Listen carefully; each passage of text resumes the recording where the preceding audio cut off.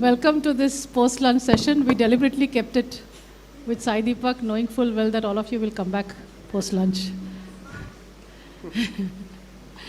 So,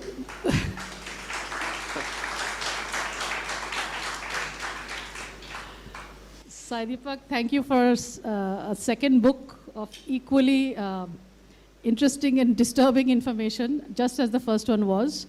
I think what you exemplify is new perspectives to old facts that we already know.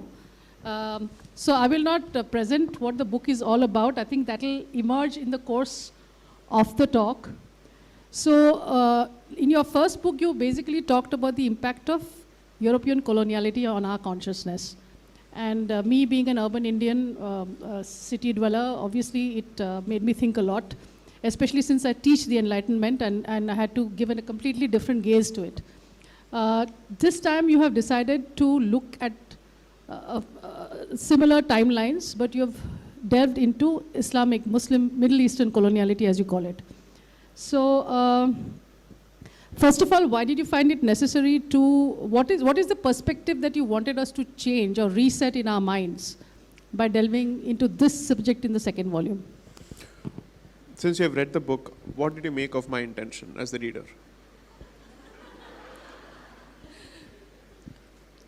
Well, the fact is that if you are aware of what's happening in India today, then these are the questions that you've addressed in the second book give certain answers and indications as to why, where we are going with certain policies, where we are going with certain ideologies, and the consequences that the majority is facing. So it really helps in understanding that. So the preparation to what we are today is, I think, what you have. But why am I answering this question? Did you see a parallel between the past and the present? Did you? Yes, I do, and that's my last question to you, in fact. That was the intention. Okay. So that was precisely the intention. Okay. Because the idea was not to indulge in any kind of an academic exercise. By the time I was done with the chapter on Mopla riots, and while I was going through the material, I consciously stayed away from my family. So my family lives in the first two floors, I live on the third floor in my office. And is it loud enough? Yes. I avoided meeting them because I know for a fact that the material was filling me with a lot of purpose and, let's call it, dark energy. And the idea was to see if there is a way that I could transmit what I was feeling to the audience. Not necessarily the dark energy, but that sense of purpose. Because you had Nupur Sharma, you had Praveen Netaru, a spate of killings in Mangalore. People are not paying attention to what is actually happening on the streets of Mangalore right now, and it is reminiscent of what was happening in 1920s. I know for a fact that a number of people who went for election rallies in Wayanad and other places, despite having police protection, had to leave the place merely because 2 or 3 boys in motorcycles with green flags would turn up and say, leave. And that's the end of the matter. And this is in 2020, 2021, and 2022. So I couldn't see a distinction in the situation, in the quality of the situation. Perhaps I would actually go to the extent of saying that it is even worse at this point. Simply because of the self-imposed fetters that we have as a community put on an ability to speak about the truth. And second, I think that the current dispensation is making the very same mistakes as the Congress of the 1920s. So, if we go to the beginning of the book, there are 2 things that you discuss. One is the Muslim movement to purity. There are 2 interesting contradictions, in my opinion, that drive it. One is a sense of massive insecurity of the loss of power. And second is somehow a certain entitled notion that they were the rulers and they need to rule back. So that is a movement that drives it. And the second one is the impact of English education. So on the one hand, you have an entire brood of clerks, non-thinking moderates who emerge out of this English education. And on the same hand, you sort of attribute exposure to English education to a certain revival of nationalism. And then can you please explain to us as to why the Muslim community were late in catching on to English education and why they did it? Because their motives are very different. So if you can explain these two. So one of the things that I was trying to showcase in the second book, so the first book effectively lays out a broad thesis in terms of what is the impact of European coloniality on Indian minds. But that would be a very monolithic approach to the entire situation, because obviously the two-nation theory was a reality on the ground, which means both the nations, meaning the Hindu nation and the Muslim nation, were receiving this English education very differently. Hindus, I would say a significant portion of them, those who embraced English education, were doing so to climb the social ladder, and also they had refashioned their own approach to dharma on Protestant lines. The Brahmo movement being significantly one of those examples, according to me. And therefore, they wanted to perhaps do away with those aspects of their culture which they felt held them back from being a part of the new modern civilized world. And they had almost no conviction in the metaphysical, let's say, foregrounding of Hinduism. And they were happy to be a part of this elite club.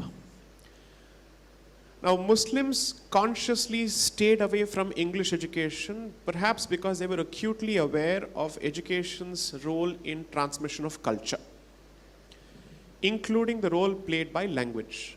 And in that sense, Muslims were sharper, better informed, shrewder, and far-sighted in not embracing English education. And they stayed away from it significantly. And this was a conscious call which clerics and families issued to their own children, saying, do not embrace it under any circumstances. Should it come to that, start with Islamic learning and then go to English learning. And that is the hybrid model that Sayyid Khan comes out with. So the one is the question of the means. The second is the end goal. Hindus, represented by the Congress, represented by the moderates, were interested in being part of the English empire. They make no bones of it. They're absolutely clear about it. Anyone who aspired for freedom and complete independence was branded a lunatic who should have been committed to a mental institution, according to them. These were statements issued by Gokhale and others, the political mentor of Gandhi.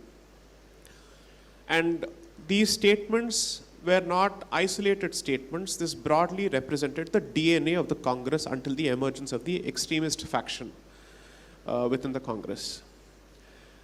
And since the extremist faction was effectively marginalized and relegated to the sidelines, the moderates represented the mainstream of the Congress. So a dominion status or a status at par with Australia, New Zealand, Canada, this was the end goal of the Congress. Whereas Muslims were clear, and Sayyid Khan says it abundantly clearly, where he says, I am no fan of the British man or his culture, but I need his help to prevent the resurgence of Hindu political rise. And I need his help to ensure that members of my community infiltrate the system using English, but not drowning in the ocean called English culture. And that was effectively the ball that he set rolling. And I think that ball continues to roll even in 2023. Now, between Sayyid Khan and the brief role played by Afghani, I think that is capital, because in the events that will ensue, especially with the very first, not even the First World War, preceding the First World War, the very first skirmishes that Italy has with Libya. Right. You have this spirit of Panislamism that is almost, it's guttural, it's woven in the DNA. Right. So between Sayyid Khan's vision and Afghani's attempt to put in, like, can you explain to us up until then, if in the revivalism, purity, was Panislamism a part? And what exactly happened with maybe the tottering of the Ottoman Empire that gave this absolutely visceral anger in the Muslims towards Panislamism? So you see, this is an interesting question in the backdrop of the current government's celebration of the Khilafat movement as part of the Azadi Ka Amrit Mahotsav. When you read the history of this particular period, it is positively embarrassing for anybody to celebrate the Khilafat movement as part of Bharat's move towards independence. First of all, it wasn't an independence movement. In any case, if you do have to celebrate it, what is the point of co-opting this manifestly pan-Islamist movement? I don't understand. So there are 3 or 4 key figures who emerge around that particular period, which is until 1898. I think in September or November when Sayyid Khan passes away. So you're looking at a period between 1830s to 1898. Now, the 2 key figures, one international and one national, who collide and who perhaps ought to have collaborated are Sayyid Jamal al-Din Afghani and Sayyid Ahmad Khan. So Afghani happens to be one of the foremost Muslim intellectuals of the 19th century, who is significantly responsible for rekindling pan-Islamism from Egypt to Turkey to Bharat. And his stay in Bharat is not understood enough. And his stay in Delhi and Calcutta and in the seminary called Madrasa Rahmiya of Dehlavi, which is also the alma mater of Sayyid Ahmad Khan, is not understood enough. Now this man effectively says that in order for Islam to revive itself, the concept of a caliphate must be re-established. Now he tries to somehow rekindle the fire in Egypt. You have to remember that before Turkey became the center for Islamic caliphate, it was Egypt. So the Mamluk dynasty loses to the Ottomans, and then the caliphate passes on from Egypt to Turkey. And then they become vassals of Turkey in a particular sense. That entire region is governed by Ottomans through their governorates. Now the French and English establishments are desperately trying to install their puppets in Egypt. So there is a fight that goes on between Muslim nationalists of Egypt and that particular region and the collaborators of the British. Ultimately, the collaborators win. Afghani is responsible for leading student protests in Egypt around that particular period. So once the collaborator comes to power, he kicks him out. So this man is an itinerant, moves from Egypt, goes to Afghanistan, tries to rekindle Islamism through the Emir of Afghanistan, doesn't succeed there because the British kick him out. So from there he comes to Bombay, spends time here. From here he goes to Turkey. And he lands in Turkey, dies in Turkey ultimately. He is imprisoned by the Ottoman Sultan and he dies there. But before he goes, he spends a significant amount of period trying to understand the role that the Indian Muslim population can perhaps play in the revival of the caliphate. And he does a fantastic analysis of it. His stay is significantly responsible for mainstreaming Wahhabism further, which was already a fairly mainstream strain of Islamic thought in this country, and the importance, integrality, essentiality, and criticality of jihad in the establishment of the Islamic caliphate. He reinforces it brilliantly. And his students are the first education minister of this country, Maulana Azad, along with the founders of JUI. I think Maulana Madani spoke a few days ago, calling Islam the oldest religion in the world and that Bharat is apparently the home of Islam. That's his statement now. So these organizations effectively learned from Afghani, because you see his publication. So he gets kicked out from here, he goes to Turkey. Before he goes to Turkey, he spends a brief period in France. Now, France decided to shelter all those people who were working against the British, like Pondicherry. Okay. So, like Subramania Bharati worked from here, Afghani worked from France. And so he comes out with publications. Now, those publications are banned in Bharat.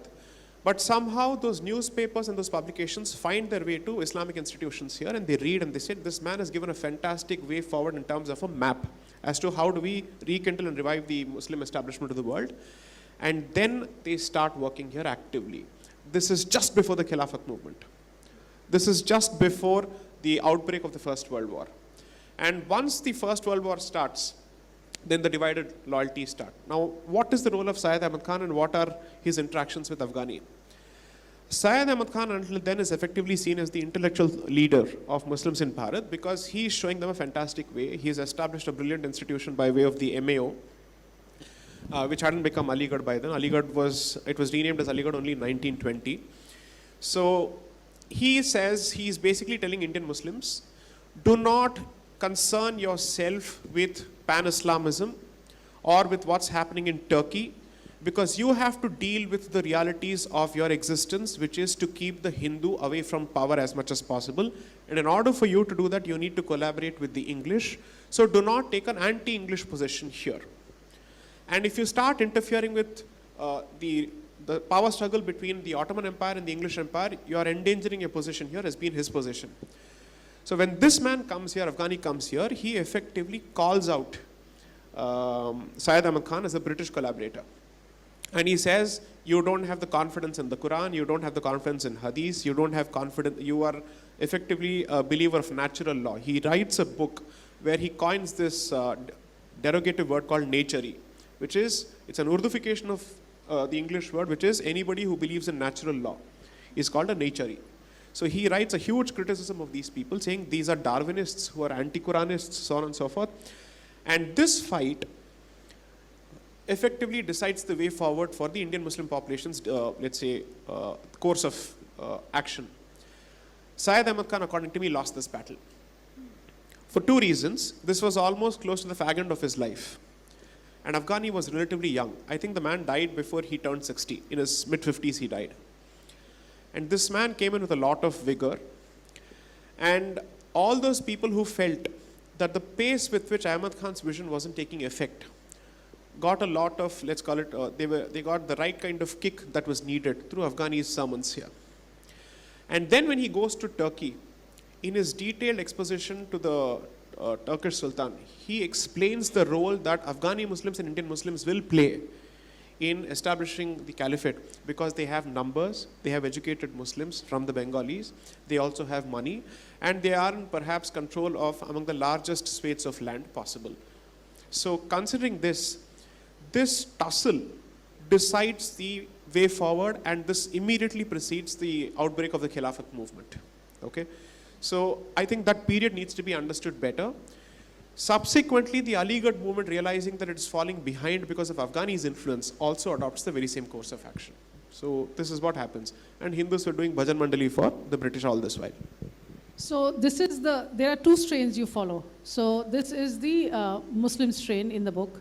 The other one is initially, let's call it the Congress before it splits. That is, as you explain, is actually a safety valve to contain and give a channel of opinion expression to the nationalist movement that was burgeoning at the moment. Correct. Okay. So now contrast this with 1885 to 1905 and the achievements of Congress therein.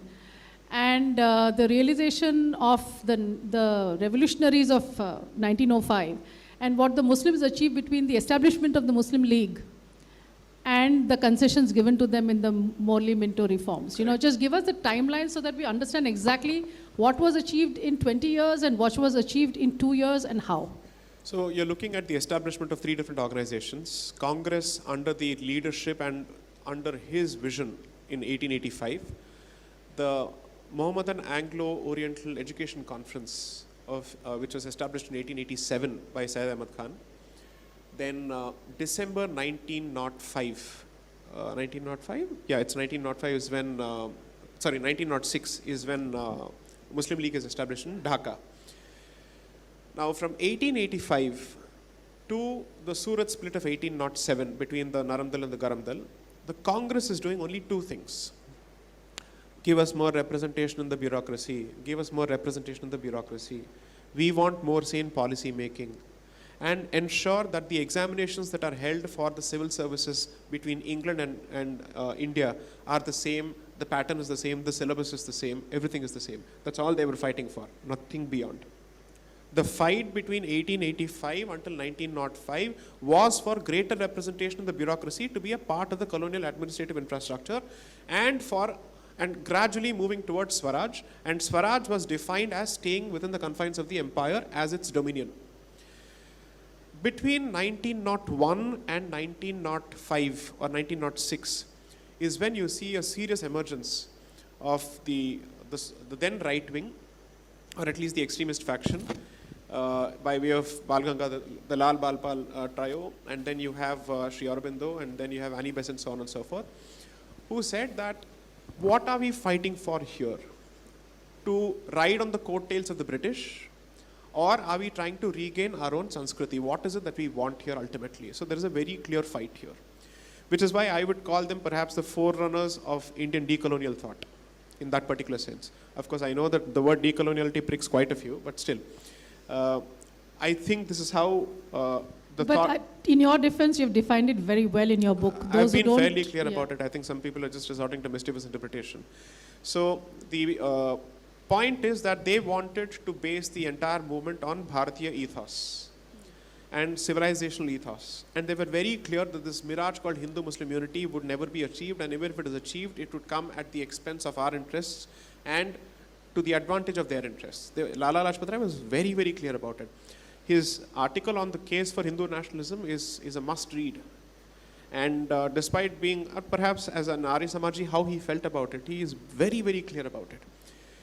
Now, so until 1905, this is what they do.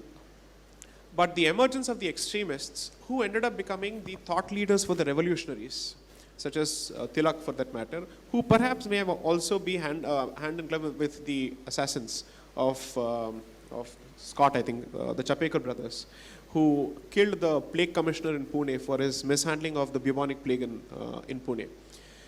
Now, while this was happening, for the first time, people realize that they've been fooled by the Congress, which is seen as a status quoist organization and which is interested in being a sharer or a stakeholder in power with the British, and beyond that they had no aspirations. And since even that movement was really slow at a snail's pace, it's the extremists who start getting a lot of support, along with the revolutionaries. And they are the ones who are significantly responsible for pushing the Overton window. So the definition of independence or Swaraj is changed. The move towards saying that it's not about being a part of this establishment. We want them to get out of the place. And that conversation finally gets aired from the platform of the Congress for the very first time. Now, we have to be very careful about branding every member of the Congress as a collaborator, because unfortunately or fortunately, that happened to be the only significant political tent under which people could air their views. And since it enjoyed a certain degree of legitimacy in the eyes of the British, those who wanted independence too thought that they could actually be a part of this particular platform and push their agenda. So it was a big tent in that particular sense. Now, while all of this was happening, Muslims effectively see Congress as a Hindu organization, which the Congress never was. It was at pains to say we are a secular organization. Do not perceive us through the prism of the extremists or the nationalists, because it's a minority, it's a fringe, it's a lunatic fringe. They are cow lovers, and these are the people who are interested in preventing Go Hatya. They are the Gaurakshas of that particular period. So let us throw them under the bus. That was the position of the moderates. Now, when this happens, the Muslims effectively say the Congress has managed to create a political institution which seems to be getting a lot of traction from the British. While the Aligarh movement has done a great job of combining modern education and Islamic education, it is still a social movement. It is not a political movement. So they say we now need a political organization. And this conversation becomes sharper after the demise of Sayyid Khan in 1898. So between 1898 and 1905, multiple events happen at the same time. Curzon arrives. He sees that, so he is deeply suspicious of the Congress, despite it being a collaborator organization. He says, no, these are stooges. They're double agents. You can't trust them, so on and so forth. So he says, I don't want to take a chance. I want to break that movement, and I want to break its back. And I also have enough administrative reasons to do so. And because Bengal is such a huge, sprawling province, I will have enough justifications to break it for administrative reasons. And the commissioners of Assam are also saying that in order for us to use the port of Assam for tea export and whatnot, Calcutta's primacy as the port needs to be brought down, and therefore let's break it away. And only then the railway tracks that have been laid in Assam and other places will actually find economic value. How do we otherwise generate the ROI for the investment made in the railways in Assam and other places? So this is effectively the calculation there. And And he makes an active pitch to the Muslims of Eastern Bengal and Assam. Your Mughalistan will be back under us. For the first time, you will have the Mughal flag flying after the decline of the Mughal Empire, if you were to agree to this particular partition. For 6 months, the man goes about selling that particular proposition. Almost without exception, that proposal is purchased lock, stock, and barrel by the Muslim community. And once you have offered that, so let's say olive green branch, not the olive branch, so they are ready. And they say, now's the opportunity, and they latch on to it. And they push for separate electorates. And after pushing for separate electorates, when they succeed in the Minto Morley reforms to get the separate electorates, by the end of that year, they establish the Muslim League. The pace with which the Muslim League moves after that, I would say the Congress was caught unawares. So what the Congress couldn't achieve from 1885 to 1905, Muslim League and its predecessors managed to achieve between 1905 and 1907. And this was the sharpness with which they moved, and this was the clarity with which they moved. I'm amazed. I have grudging, deep respect and admiration for what they achieved. So one of the things that are spoken about your book is your citations. So you have a lot of quotes of parliamentary proceedings of the Morley Minto reforms. One of the things that really struck me a lot, especially because that collusion is very rife today, is that you actually had British members of parliament talking about Islam and Christianity being the religion of Abraham. Correct. And therefore that collusion is important. Correct. So can you explain that? Of course it infuriates me, it baffles me that, you know, the so-called nation of the Enlightenment should talk and justify ceding the separate electorate and the 3/4 vote, actually citing the fact that the religions are of the same origin. So can you just, especially because this collusion affects us to this day. Correct. So you see, after 1857, when the vast majority of the Muslim population comes under the radar for their participation, not in the independence movement, they actually wanted the revival of the Islamic flag. That much is very clear. I don't think we should even be celebrating it as the first war of independence. So there is a very clear documentation from Pakistan side of historians as well as Indian side of historians who clearly say that they were not fighting for an agnostic independence, which is agnostic of religious identity and all that. They're very clear about it. Anybody who shouts Nara-e-Takbir at, let's say, in a fight, is not being irreligious, because it's bound to be followed by Allahu Akbar. Okay, that is the slogan. So this was the war cry, and it's recorded in multiple places, and this was not limited only to the north of the Vindhyas. In Madras, these cries were, let's say, they joined them. Bombay, Madras, Hyderabad, and multiple places. Now, see, here's what happens.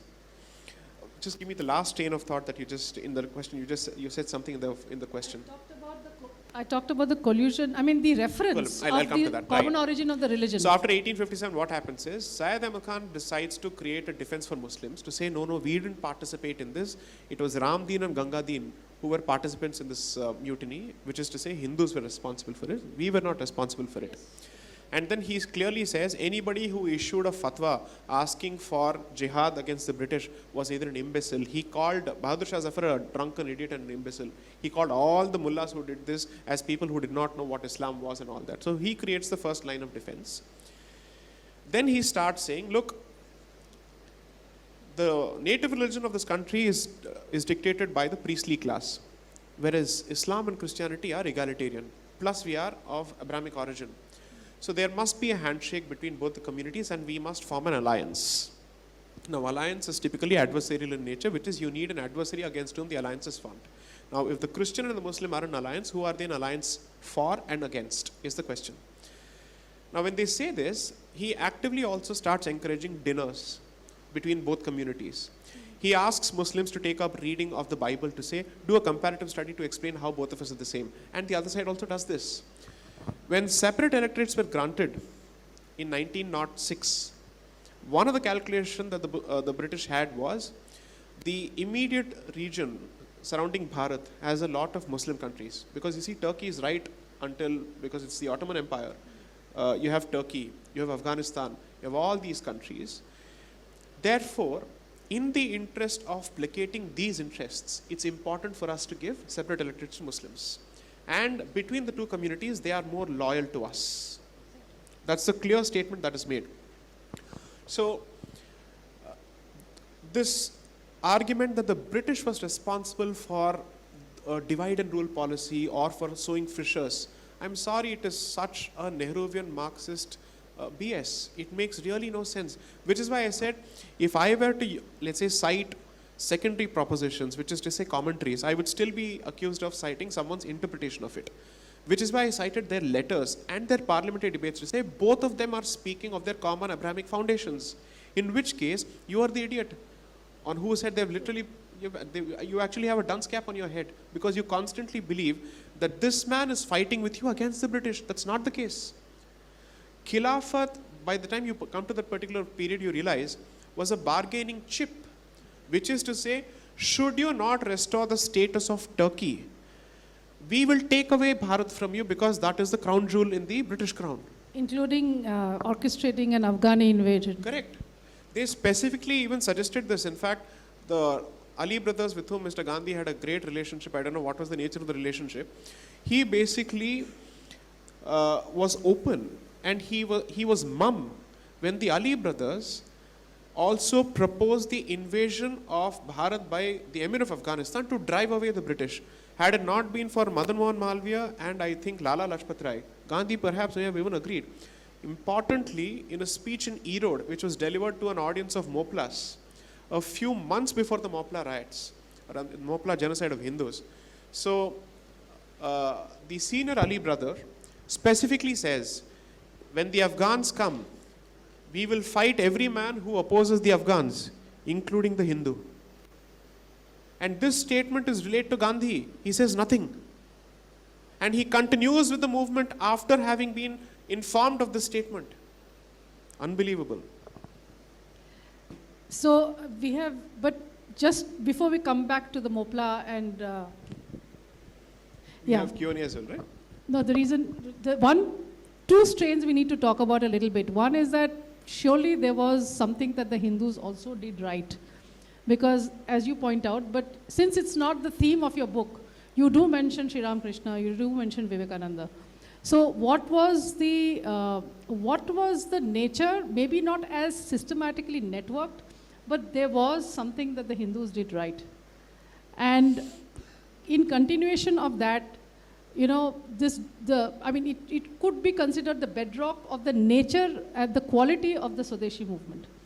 So can you talk a little bit about that? And also, since we are already into the Khilafat, is it not evident for anybody who reads our history that while the petitions were being given to the government or while the reforms were being proposed, the fact is that during the war you had the Defense of India Act. After the war you had Rowlatt Act. Anybody who wants to see the nature of the draconian, arbitrary, inhuman ways in which the British decided they could get away with suppressing any revolt, is it not very clear by just those laws passed by the British that it's the revolutionaries actually that Correct. mattered? Correct. So, two aspects. What Hindus did right, Yeah. I have touched upon it to a significant extent on the revolutionary strain of thought, but it will come better in the third book, where I will cover the Sangathan movement better.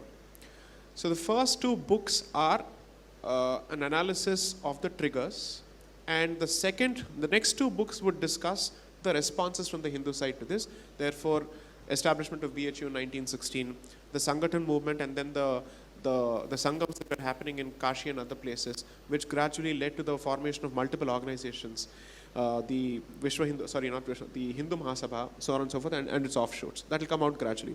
So just to be clear, there are about 5 or 6 movements that the third book will cover. The so-called Ambedkarite movement, the Sikh movement, the Dravidian movement, the communist movement. So I will not ask you my question on the Justice Party now. I've just given a brief paragraph explaining what's going to happen, where I've explained the origins of the Justice Party, as well as I've sown the seed for the Sikh movement here, Exactly. because all of it happens around 1920, because everybody wants a share in the pie after the separate electorates have been offered to Muslims. Yeah. So all of this will come later. But Hindus did something right, but where they thwarted by their own co-religionists will be the subject of the discussion in the next book. Now, the other question that you asked was on? If you see what the laws that British enacted. Right, correct. So if you see all the legislations that they came out with, sedition law was to go after the Wahhabis. Yes. But every other legislation that came out subsequently, amendments to the penal code, were primarily to curb the activities of the revolutionaries. Absolutely. And the revolutionaries, as Mr. Sanyal said in his previous session, I was watching it online, they did a fantastic job of pushing the window. And the kind of, I'd say, see, it's like this. Revolutionaries were isolated by 4 stakeholders: the society at large, the moderates in the Congress, the extremists who couldn't openly own their allegiance or relationships with them, the Muslims who didn't want them, and of course the British establishment. So under these circumstances, with utter isolation, the revolutionaries operated. Imagine the kind of commitment that they had to Bharat for them to operate in these circumstances. Now, Mr. Sanyal said something very interesting about Sardar Vallabhbhai Patel's elder brother during the course of his talk. All you should do is this. Today, Sardar Patel looks great. Netaji looks great. All of these people look great. I would offer a simple litmus test. As long as these people were in the Congress, what was their attitude to the revolutionaries of that particular period? Did they bat for them? Did they give them intellectual cover fire? Or did they actively push for their prosecution and publicly castigate them? You will find very few Congress leaders who are not guilty of one of these things. And that would include the person whose Statue of Unity has been built in Gujarat. His letters will clearly show what he thought of the revolutionaries. So today, because we have Nehru and Gandhi as the soft targets, anyone who represents an opposition to them becomes someone worthy of co-option. But if you want to actually look at the, let's say, the history of that particular period better, revolutionaries represent, according to me, perhaps the purest strain of thought which comes close to Bharat's civilizational ethos, where I would say they kept the Kshatriya spirit alive. Every legislation, in fact, even prior to the 1919 Act, there's a huge report that comes out on seditious crimes. They hold the Brahmins of Maharashtra singularly responsible for fomenting revolutionary activity in Maharashtra, because he says, you see, the Maratha Empire was ultimately governed or finally governed by the Peshwas. Peshwas were Brahmins, so it's the Brahmin who is trying to revive his political status. And Tilak is a Chitpavan Brahmin. So this is how the discussion happens. It's not just about the religious identity, it is now the caste identity that comes out very clearly. And if you look at the enumeration of the trouble that they caused, and the report that actually is prepared, Punjab, Maharashtra, Bengal, across the country, and even in the south, astounding. So this was never a peaceful movement. It's a peaceful representation of an otherwise violent movement that was going on parallelly. And you have to realize that the revolutionaries were not even getting support from the press. Even the local press was pro-Congress, which is why they were forced to come out with their own mouthpieces. The Anushilan Samiti had to start publishing its own mouthpieces because they were not getting traction. So there's a very popular line in Rajkumar Santoshi's representation of Bhagat Singh, in the legend of Bhagat Singh, where he says, "Agar ye Congress cheekti bhi hai, to ye chap jata hai paper mein," which is actually the case, which is exactly what happened. These people did not get money, and these were educated people who realized what kind of nonsense they were being taught in schools and colleges, and they decided to jump into this Havan Kund. So I think, I hope through Mr. Sanyal's books and others' books, that history is done justice to. This much is clear. At every stage, the Congress was pushed to changing its position only because of the extremists and the revolutionaries. But for them, minus them, Bharat would have actually seen a very clear submission as a dominion to the British Empire. That was their clear-cut goal. So the carrot of the home rule, and this is where you have to tackle two ideas, basically gives you the Hindu-Muslim unity phase. Now, discuss in your words the rationale of the Muslims riding on this catchphrase of Hindu-Muslim unity, what the moderates actually thought they would achieve by it, And I think we have to bring in Gandhi specifically in this point right now. Tilak, Annie Besant and Gandhi. Yes, you can discuss these three. And also the transition of Annie Besant from one to the other. So that's also very interesting. I don't know they worked under what pressures, because, literally the motivation of the Muslims to actually collude with the slogan up to the time it suited them. Right. And I don't know, it's naivete or what of the moderates to do it, and Gandhi in it. So this bit. No, they were actually playing the 1920s version of Chanakya Niti, so I'll explain what they were doing. So there are different sets of interests working. By 1914, moving to 1916, the Muslim community here is in a fix, serious fix. It doesn't know what to do, who to support, because you are midway into the First World War. Turkey joins this later, and there are several frantic messages sent from here to Turkey: do not jump into the world war because we will be forced to take a position. And we don't want to take a position which is anti-British. It endangers our interests here and our position in the global ummah. So please don't do it.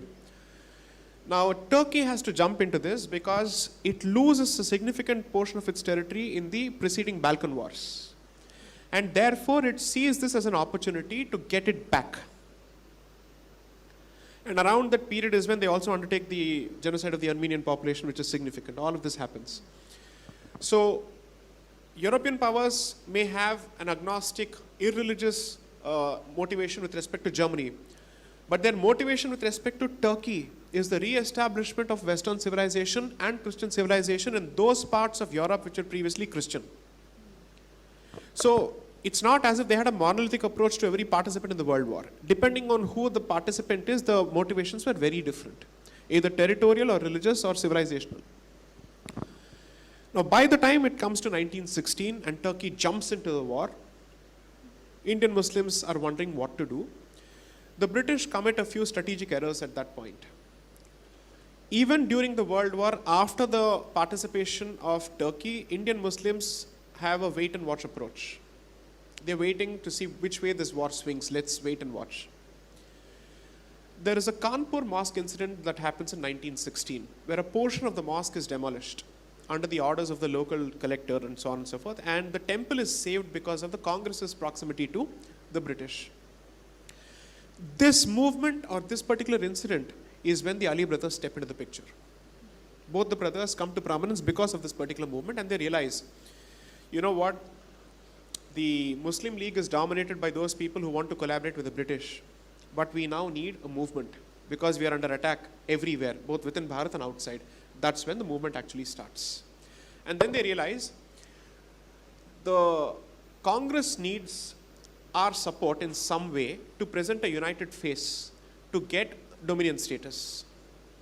The Congress realizes that as long as it does not have Muslim support, it cannot present a case for a single nation, because there can't be two nations for the grant of a nation statehood. That is why the two-nation theory is so critical, because the definition of a nation state is based on homogeneity in terms of either race or religion or language. So they say we need these people. So Tilak, Gandhi, before Gandhi, Tilak has already started this movement. Annie Besant has already started this movement because they have started the Home Rule Leagues. The Bombay branch of the Home Rule League is run by Jinnah, and he was a fantastic administrator of the movement. He did a fabulous job of it. I think the man acquitted himself in every role, better than Gandhi. So while this movement happens, they then realize the best way to get the British to take a few steps back from Turkey is to participate with the Congress and present Bharat now as the bargaining chip. And then comes the Lucknow Pact of 1916, which starts this golden phase of Hindu-Muslim unity in this country, which lasts for barely 3-4 years. And this movement dies a natural death by the time the purpose of the Khilafat movement itself is rendered infructuous by Kemal Ataturk, who effectively wins the war for the Turks and also demolishes the Islamic caliphate, abolishes the concept of an Islamic caliphate, and the so-called Khalifa has to flee Turkey in a British vessel. That is the final insult to the global ummah, which is delivered by the British with the icing on the cake. Now, by the time you're looking at the closure of the First World War, Turkey is lost in the first round when Kemal Atatürk has not come to power. And then you have the negotiations going on with respect to territories. So now the argument becomes of the Indian Muslims, restore every territory that Turkey has lost in the war. So Germany's territories will be taken away in Alsace-Lorraine and other places. But as far as Turkey is concerned, it should not suffer the same consequences as Germany. The British man and all these allied powers say, how do you expect us to treat Turkey differently when it has been an equal participant in this war? Why should Germany and Turkey be treated differently? Then they say, okay, if that is not possible, at the very least, preserve Turkey's control over what is known as the Islamic homeland, which means Palestine, Syria, Makkah, and Saudi Arabia, which is called that's where the whole thing comes from. Al Jazeera is actually named after this. The Jazeera, because that's where you have their holy shrines. This becomes the bargaining chip. All of this is rendered infructuous when Kemal Atatürk comes to power, and then he wins back his territories from Greece and other countries, which is Turkey's territories. And then he says, you know what? The presence of this caliphate in this country is single-handedly responsible for us being constantly at loggerheads with the West and everybody else. I'll take away the British suspicion that it might lead to Islamic revivalism by demolishing the concept of a caliphate altogether. So the first step that he does, he says, the Khalifa will no more be an individual, it will be the parliament itself, which has never happened in Islamic history. That creates a huge round of debates as to how can Khalifa be an entity as opposed to an individual. And then he says, I'll go to the next step and destroy that institution altogether, and he abolishes it. Once this is done, every reason that existed until then for Hindu-Muslim unity is gone. All promises made until then are retracted. But the Hindu side continues to live by its promise. And then starts the phase of riots, bloody riots. During the period of Khilafat, it continues in Bihar and other places in districts like Arra district, massive riots that go on. They get reported because the Hindu side responds in massive numbers, which results in greater concessions being given to the Muslim League by the Hindu side. So regardless of who causes that particular riot, merely because there's a retaliation from the other side in self-defense, Congress is expected to give more concessions in seat participation, regardless of the numbers. So in certain provinces, even if the Muslim population was less than 20%, their representation in the province's assembly would be over 50%. These are the kind of concessions that were extracted. And then once the riots start, by 1924, Kohad, Malegaon, Mopla, Malabar, all these places, it's over, done and dusted. So at best, 1916 to 1924, there is no concept of a unity before or after. And Gandhi? Gandhi was taking forward Tilak's and Annie Besant's role in the support of this Khilafat movement. But the one thing that he does is Tilak and Annie Besant had significant political standing independent of their support from Muslims. Gandhi's rise to political power is significantly on the backs of Muslims. And therefore, he is effectively held hostage to their support to continue being relevant. And there comes a point where Khilafatist hooligans take over Congress proceedings and shut out every dissenting voice to prop up Congress, to prop up Gandhi. And it is captured in the minutes of the Congress proceedings. I'm not even fabricating this. I don't need to do a Romila Thapar here. So I know for a fact, which is why the proceedings are abundantly clear. So the man, for all his professions of non-violence, was comfortable being, led by hooligans of the first order. His response to Mopla riots is nothing. His response to Kohat is, Hindus, please don't go back. Until Muslims of that particular region grow a heart and a spine and a conscience, please don't go back. Kohat is significant because Kohat had a Hindu minority. 7%. So while he talks about the rampant riots that took place all over India, nowhere was there displacement of Muslim population. But Kohat, where the minority was Hindu, there was actually a displacement of population. It's very, very reminiscent of Kashmir. So the British troops who were stationed in Rawalpindi cantonment had to be called to evacuate the 7% population where 93% was Muslims. and Kohat is currently in NWFP. This is the nature of the so-called Hindu-Muslim unity. By the time Khilafat is done, everybody says, so Annie Besant, who was until then the extremist, moves to the moderate side.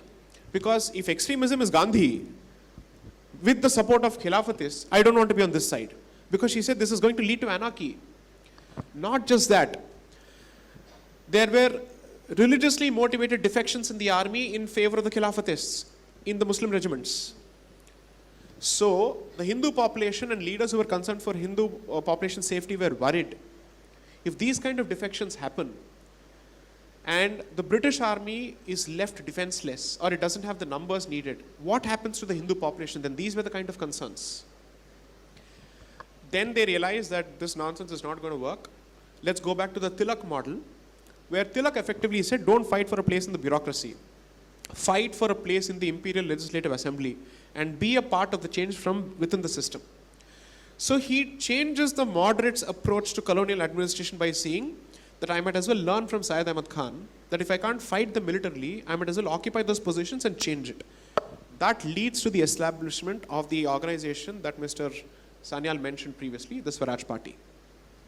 Motilal Nehru and all these people establish the Swaraj Party and say that because of the non-cooperation movement, the Congress stays out of all the elections. Muslim League is constantly contesting in elections. And therefore, for them to become part of the legislative debates and for them to become part of the policy-making discussions, they decide to contest elections. The Justice Party comes around the very same period. Then you have the Singh Sabha set up across the country, which is, as Mr. Sanyal said, the precursor to the Khalistan movement, which is where the division starts between the Hindu identity and the Sikh identity. So I will also, he ends the book with the Mopla riots, and I will also end my last question with it, because it's only fair that they ask you questions. But the way I'll do it is this. How fair is it? 5 minutes? Yeah.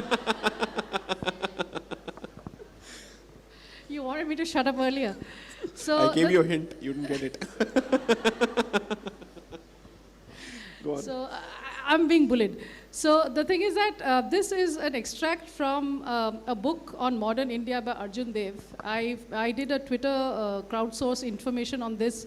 It ruled the roost of India's education system for about 20 years at least.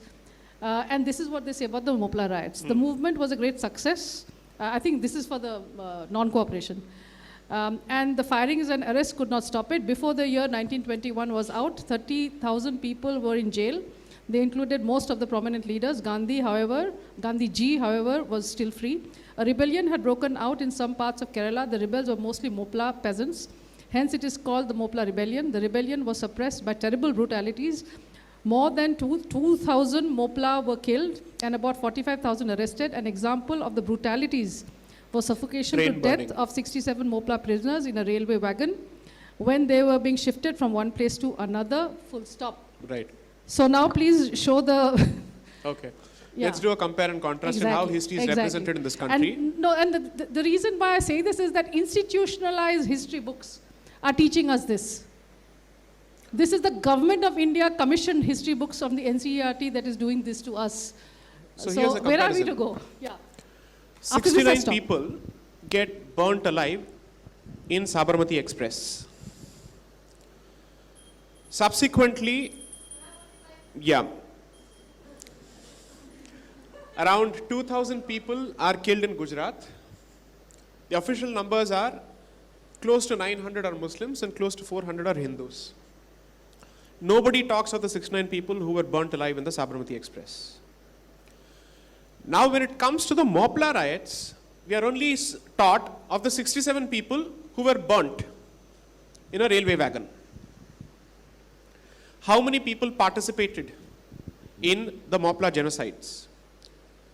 I have given the numbers after calculating it from at least 3 reports. Close to 49,000. 49,000 people were out with the Mopla knife.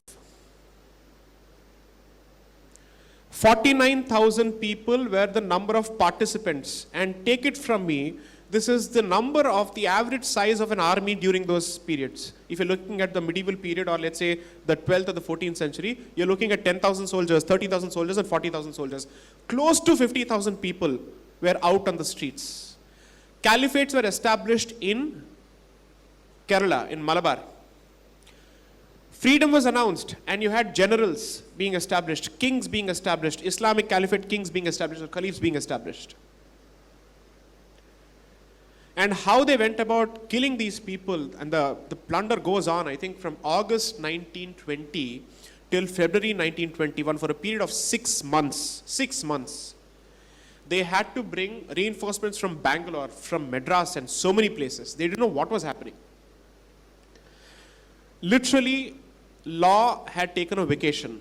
The British had absolutely no control over that particular period. They had to do search and combing operations for 6 months to kill them because it's a mountainous region full of wild terrain, which cantonments, let's say companies, coming from outside don't have any knowledge of. Exactly the problem that Indian Army faced with Ulfa in Assam or in Kashmir. So for 6 months this goes on. Gandhi continues. He continues. Relentless. Annie Besant writes stinging, scathing letters. Any other man should have committed suicide upon receiving that letter, if he had some sense of shame and conscience. She details how people were paraded naked. Falsified affidavits were filed before the Supreme Court by a so-called activist on ripped fetuses about Gujarat. But that was the exact thing that happened in Malabar. This was a reality, reported by multiple people, including Muslim members of the Congress who were writing to Gandhi, please take a note of this. I would only suggest a shortcut to reading my book. Don't read anything in between. There are only 2 chapters which according to me are strictly relevant. Chapter 1 and Chapter 9. Chapter 1 is how the two-nation theory began and what are its origins and how old are they. Chapter 9, the implementation of the two-nation theory on the ground. That's it, you're done. You don't need to read anything else. Quick questions, anybody? Hands going up. Yes, Anand, please, 30 seconds, please. Where's Anand? If he consumes 30 seconds in the question, it's not my problem. That was an amazing session, Sai. I'll take less than 30 seconds. Please. 2 very short questions. One, why do you think the this government is celebrating the Khilafat movement, 100 years of Khilafat? And number 2, is there such a thing as a moderate movement? So I think the government is currently following the Chadar Bhejo policy. Ajmer ko Chadar Bhejo. Celebrate the Inquisitor of Goa. Co-opt Periyar somehow. I don't know what are these compulsions, especially when the government continues to enjoy the support of its core constituency. And as you said on a television debate last week, it is blessed with a joke of an opposition. So there are really no hardcore political compulsions here where there is a shrinking vote base or whatnot. So what is this audience that is being catered to? I don't understand genuinely. And coming to the second part of your question, all of us have learnt our lessons from the Nupur Sharma episode, so don't put me in a spot. Okay. All I will say is this. Computer and education will not change the mindset. I hope the government realizes that. Address the mindset head on, don't beat around the bush. Ho gaya. If the homeland, let's say, if the country of birth or the land of birth of Islam is addressing this issue head on, why can't Bharat, having suffered the consequences for at least 1200 years? I think there is a serious paucity of imagination, originality, and vertebracy on this particular front. That's all I have to say. Despite the achievements of the government on every other front, and despite me being a votary because there are really no other options, I would still say on this front, it's been a letdown. That is my humble opinion. I could be wrong, I could be trolled for this, but I will stand by this opinion because I'm backed by facts.